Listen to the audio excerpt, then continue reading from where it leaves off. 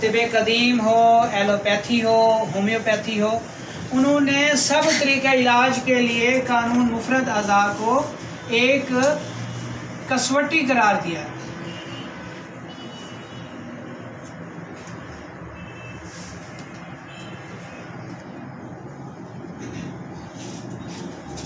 अब कसवटी से क्या मुराद है?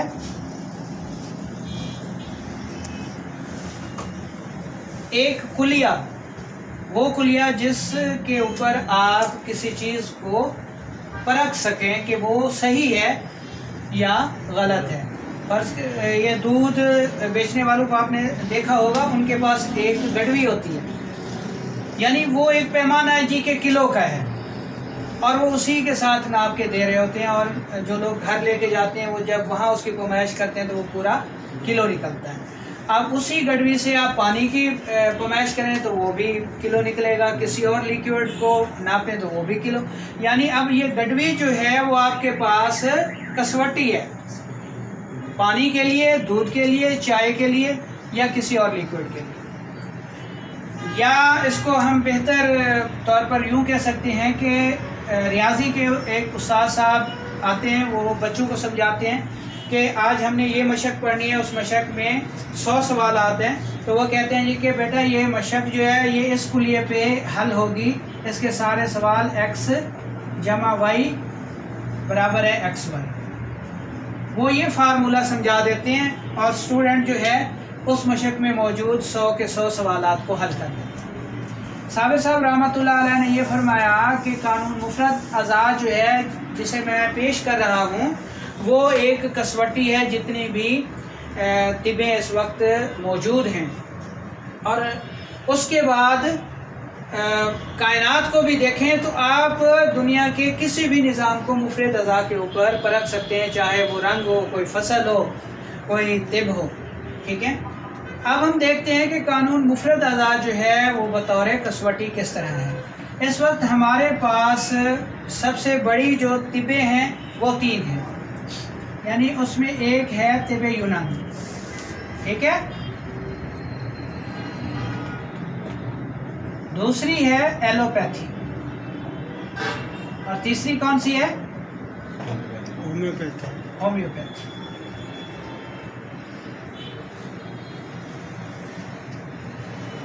अब तिब यूनानी कहती है जी कि हम इलाज बिलज़िद करते हैं। क्या करते हैं? एलोपैथी कहती है हम भी इलाज बिलज़िद करते हैं। और होम्योपैथी क्या करती है कि हम इलाज बिलमिसल करते हैं। ठीक है, और कानून मुफरद अज़ा इन सब को एक कसवटी देता है कि जनाब आप कानून मुफरद अज़ा के ऊपर अपनी तिब को रख कर पेश करें तो आपका तरीक़ा इलाज कई गुना ज़्यादा जो है वो तेज़ हो जाएगा। अब तिब यूनानी कहती है, जिस तरह हमने कहा कि कैफियत यानी तरी है तो उसका इलाज खुश्की से करो, ये बुनियादी तौर पे गलत है। जहाँ साइंस ये कहती है और तिब का कानून भी ये कहता है कि जहाँ पर खुश्की होगी वहाँ तरी नहीं हो सकती, यानी तरी और खुश्की दोनों इकट्ठे नहीं रह सकते कि मट्टी हो और ऊपर आप पानी डाल दें और कहें जी कि ये इकट्ठे हो गए, ये नहीं है। पानी और मट्टी यानी खुश्की और तरी कभी इकट्ठे नहीं हो सकते। इसलिए साबिर साहब ने उसको गलत करार दिया कि आप खुश्की सर्दी का इलाज गर्मी तरी से जो कर रहे हैं, दोनों कैफियत को एकदम बदला रहे हैं, ये गलत है। उसको उन्होंने करके दिखाया कि आप आसाबी का इलाज उजलाती से करो। इसके बाद उन्होंने उसको मज़ीद कसवटी के तौर पे ये कहा कि तिब यूनानी ये कहती है जी कि हम जो है ना अखलात को दुरुस्त करके इलाज करते हैं, यानी अगर खिलते बलगम मुताफन हो गई है, ठीक है, तो इसका इलाज जो है वो खिलते सौदा से करते हैं। ठीक है, खिलते सौदा मुताफन हो गई है तो खिलते सफरा से, और खिलते सफरा मुताफन हो गई है तो खिलते बलगम से उसका जो है वो इलाज करते हैं।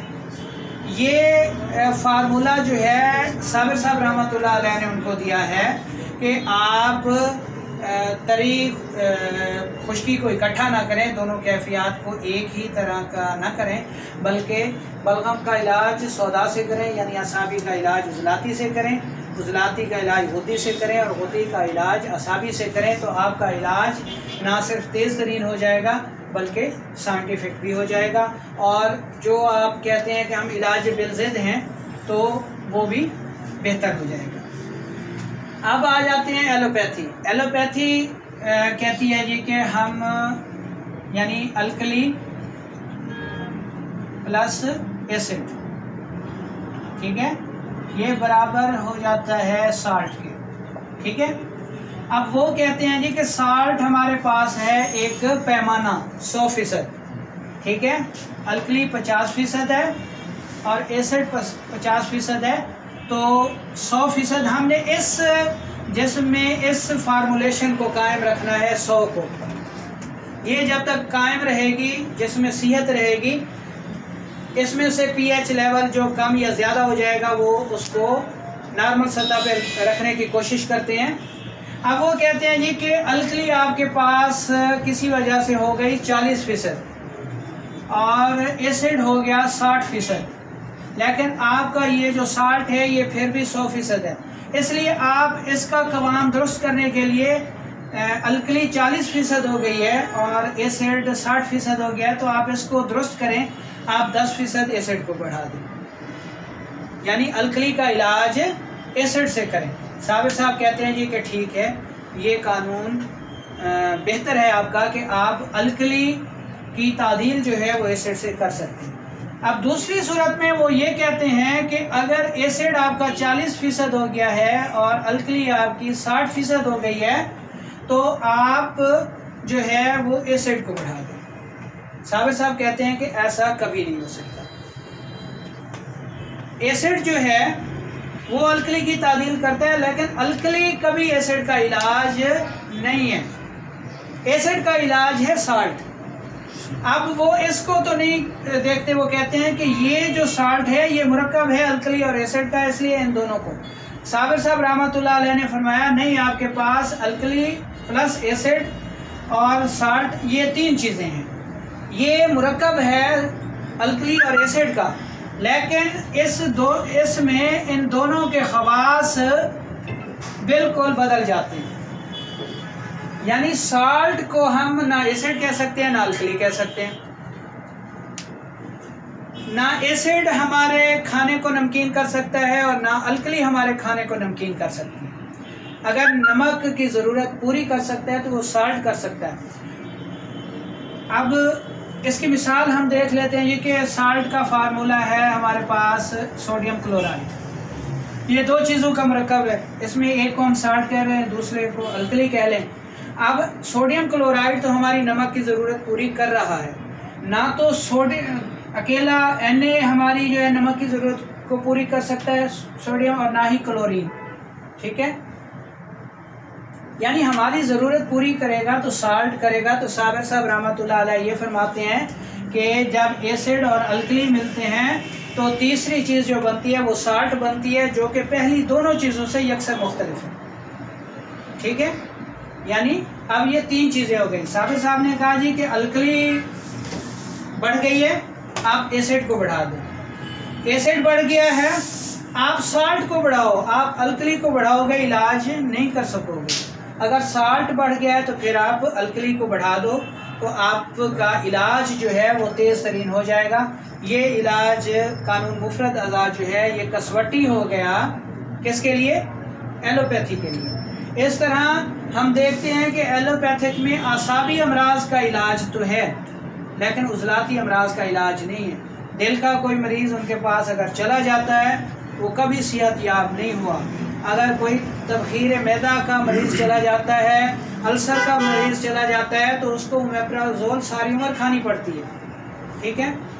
अब आ जाते हैं होम्योपैथी इलाज बिलमिस, ठीक है।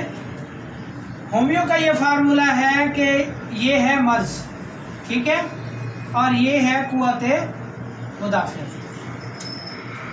वो ये कहते हैं कि जिस तरह जिस्म में मर्ज बढ़ता है उसी तरह क़ुव्वत मुदाफ़ियत भी बढ़ती है। यानी हमारा जिस्म जो है अपना सबसे बड़ा मुआलिज है, पहले वो ख़ुद अपना इलाज करता है, जब नाकाम हो जाता है तब हमें दवाइयाँ इस्तेमाल करनी पड़ती हैं।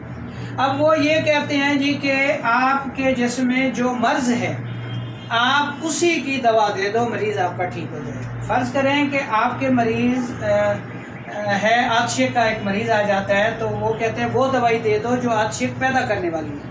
उसका फ़लसफ़ा वो ये बयान करते हैं जी कि आपके पास मर्ज़ है 90%, आपकी क़ुव्वत मुदाफ़ियत भी उसी हिसाब से 90% बढ़ी ताकि मर्ज़ का मुकाबला कर सके, और ये दोनों साथ साथ बढ़ती हैं। यानी इस तरह जैसे मर्ज़ बढ़ेगा उसी तरह क़ुव्वत मुदाफ़ियत भी बढ़ेगी। इतना मर्ज़ बढ़ा इतनी क़ुव्वत मुदाफ़ियत बढ़ गई, ठीक है।